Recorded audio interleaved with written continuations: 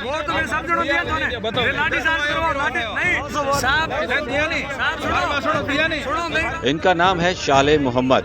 राजस्थान में अशोक गहलोत की सरकार में ये कैबिनेट मंत्री हैं।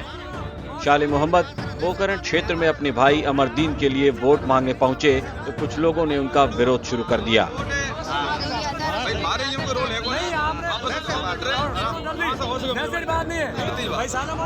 दरअसल शाले मोहम्मद खुद तो कांग्रेस की सरकार में मंत्री हैं, लेकिन उनके भाई अमरदीन निर्दलीय चुनाव लड़ रहे हैं। लिहाजा शाले मोहम्मद के आगे बड़ी असमंजस वाली स्थिति है।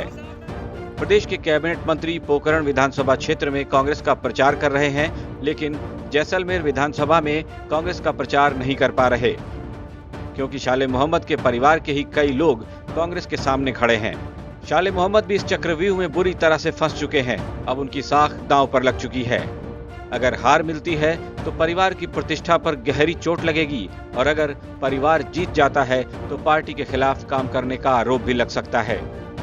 निश्चित रूप से हास्यास्पद स्थिति है कि कांग्रेस पार्टी के मुखिया अशोक गहलोत साहब की कैबिनेट का मंत्री, उसके परिवार के लोग जो है कम से कम 4-5 जगह निर्दलीय चुनाव लड़ रहे हैं, और पार्टी के अधिकृत प्रत्याशियों के अगेंस्ट में मंत्री ऐसे निर्दलीय प्रत्याशियों का जो उनके ही परिवार के सदस्य हैं उनका समर्थन कर रहे हैं।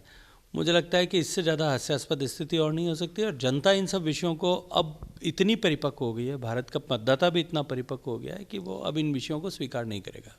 पंचायती राज चुनाव में पिछले 20 साल में पहली बार फकीर परिवार को टक्कर मिलती नजर आ रही है।